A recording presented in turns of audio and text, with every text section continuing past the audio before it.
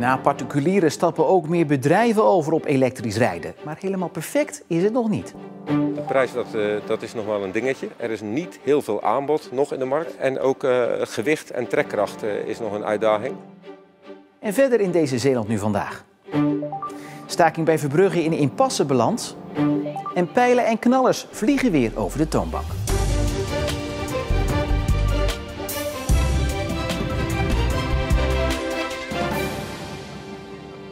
Goedenavond. Zeeuwse bedrijven beginnen warm te lopen voor elektrisch rijden.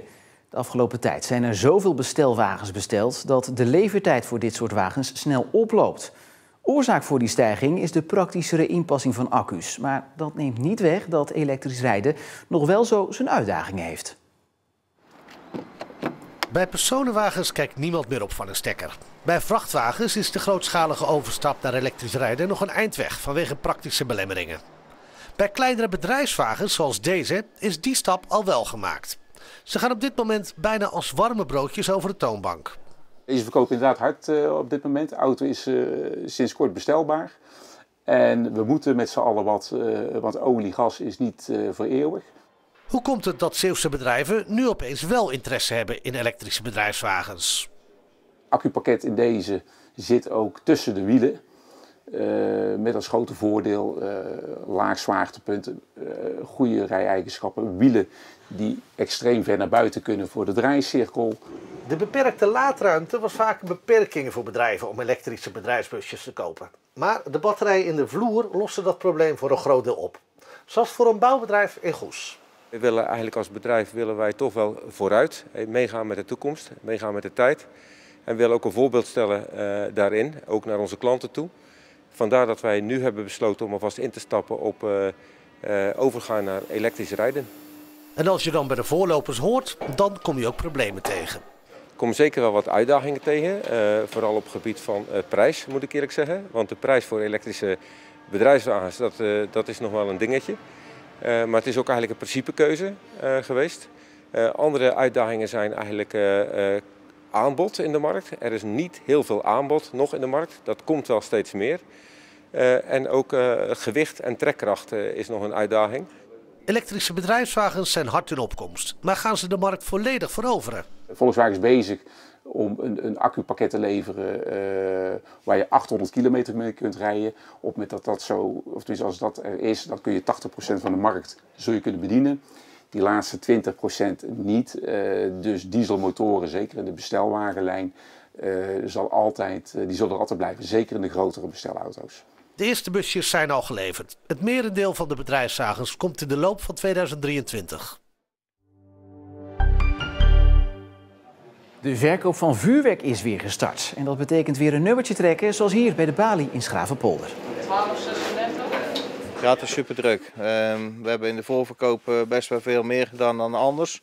20% denk ik ongeveer. Vuurwerk is wel 10% duurder geworden. Maar het is vooral heel gezellig, leuke sfeer. Mensen die komen lachend binnen, broers, vader en zoons. Ik heb gewoon echt van alles gekozen. Ik heb maar gekeken wat er een beetje knalde en ja, dat heb ik dan bijgedaan. Ja, inderdaad. Allebei is het wel, ja. Er zitten wat Thunder Kings in, wat cakejes en pretpakket. Het was bijna €100. Dus ik vind het zonde geld, maar ja goed. We verkopen tegenwoordig het meest toch wel grotere potten, compounds. Dat is een soort blok waar 25 pijlen achter elkaar uitkomen. Heel stabiel, kunnen niet omvallen. En je kan minutenlang soms genieten van een leuke show. Traas heeft niet het idee dat er door de hoge inflatie dit jaar minder vuurwerk wordt verkocht.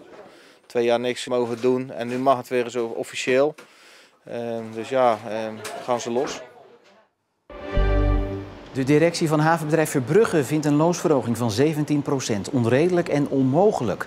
Een groot deel van het personeel heeft sinds vorige week het werk neergelegd omdat ze willen dat het bedrijf zich houdt aan de afgesproken prijscompensatie. Het havenbedrijf wil echter niet verder gaan dan 7% en een eenmalige bonus. Wat ik toch wil onderstrepen is dat er ook een afspraak is met de vakbonden die zwart op wit in de CAO staat, dat er bij extreme omstandigheden om de tafel gezeten moet worden. Nou, oktober was zo'n extremiteit, 17%. De norm in Nederland is tussen de 5 en de 7%. Dus de vakbonden eisen die 17, maar willen gewoon niet praten. Dus ja, dan houdt het op. Door de staking leidt het bedrijf naar eigen zeggen een miljoenenverlies. Het bedrijf is bereid om weer om tafel te gaan met de vakbonden zodra deze de eis van 17% meer loon loslaten. Het containerschip dat sinds vorige week voor anker lag voor de Zeeuws-Vlaamse kust is weg. Het schip is vannacht alsnog naar Antwerpen gevaren. Om veiligheidsredenen moest het schip vannacht de transponder uitzetten, zodat het niet te volgen was via satellietbeelden. Eigenlijk moest de MSC Lorena vorige week al arriveren in Antwerpen, maar het schip moest toen rechtsomkeerd maken omdat er iemand dreigde een bom tot ontploffing te brengen als het zou afmeren. Het onderzoek naar de bommelding loopt nog, maar het schip is wel al vrijgegeven. Het van oorsprong Zeeuwse lenzenbedrijf LuxExcel is overgenomen door het Amerikaanse Meta, het moederbedrijf van Facebook. Hoeveel er is betaald voor het bedrijf is niet bekend, maar volgens Vlaamse media gaat het om een stevige prijs. LuxExcel is gespecialiseerd in het printen van complexe brillenglazen en lenzen. Het bedrijf won hier eerder al de Zeeuwse innovatieprijs Emergo voor. LuxExcel was al enige tijd in Vlaamse handen en sinds die overname waren veel activiteiten al naar buiten de provincie verhuisd. De tarieven van het Vrijburgbad in Vlissingen gaan op 1 januari met 5% omhoog. Nadat ze in oktober al tussentijds vanwege de hoge energieprijzen 10% waren gestegen. De verhoging geldt voor zwemverenigingen, maar ook voor individuele zwemmers. De verenigingen stuurden een brandbrief aan de Walcherse gemeente dat ze leden verliezen door de huurverhoging, waardoor hun voortbestaan in gevaar komt. Ook zwemverenigingen in de rest van de provincie worstelen met hogere tarieven. En de gemeente Middelburg gaat met de verenigingen praten om te kijken wat ze kan doen als compensatie van het Rijk te lang uitblijft. Nog een paar dagen en dan is het voor duizenden Zeeuwen weer zover. Ze doen mee aan de campagne Ik Pas en drinken een maand lang geen alcohol. De campagne bestaat komend jaar 10 jaar en in die tijd is gebleken dat het effect van een tijdje niet drinken groot is. Die deelnemers worden gezonder en drinken maanden later nog steeds veel minder dan voorheen. Schenk je nog een glaasje in of ben je er even klaar mee? Rob de Hond uit Hulst is al jaren deelnemer van Ik Pas. Hij voelt zich goed in die maand zonder alcohol. Op de helft, na een week of 2, had ik al zoiets van dat ik beter ging slapen. En dat ik dacht, ligt dat daaraan? En ik voelde me ook gewoon veel frisser. Ik stapte frisser mijn bed uit. Nou, het grootste effect wat je merkt is dat je fitter wordt. Mensen merken dat je fysiek fitter wordt. Dat je beter slaapt. Ik denk dat die 2 dingen heel belangrijk zijn voor de meeste mensen. Wat je ook merkt is dat omdat je nu zelf keuzes gaat maken om niet te drinken en daar ook zelf voor uitkomt, en mensen dat ook waarderen van jou, dat je die keuzes maakt, worden mensen ook mentaal sterker. Ja, daarnaast heb je ook nog wat kleinere verschijnselen als afvallen. Je bespaart geld als je minder drinkt en je huid wordt er wat mooier, schoner van, zeg maar. Dus algeheel flirt je lichaam er een stuk van op. En iedereen merkt dat op zijn eigen manier. Dus ik kan niet zeggen van jij gaat dit en dat merken. Maar je zult over het algemeen merken dat er dingen gaan veranderen in de positieve zin.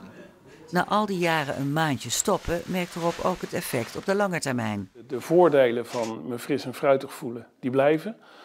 Ik merk ook dat ik überhaupt minder drink. Dus vroeger kon ik 7, 8 zwaardere biertjes drinken. En dat moet ik gewoon niet meer doen. Want dan kost het me mijn dag. Dat wil ik niet. Ik wilde de volgende dag gewoon ook fris en fruitig in het leven staan.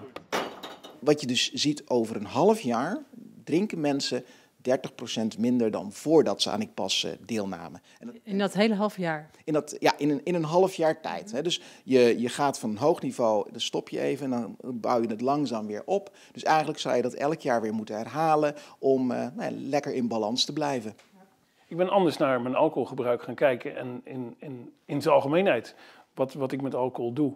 Ik had er heel erg aan geplakt dat het leven, zo kom ik ook uit een gezin, je viert het leven met een goed glas alcohol. Mijn moeder dronk niet extreem, maar dronk wel regelmatig een glas sherry. En ik kon haast proeven wanneer zij tijdens het koken sherry had gedronken en wanneer niet. Ja, daar zat er meer passie in, of dat.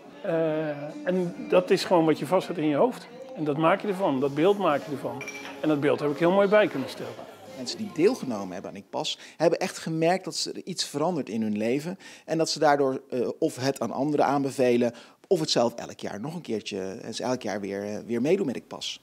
De nieuwe campagne begint op 1 januari.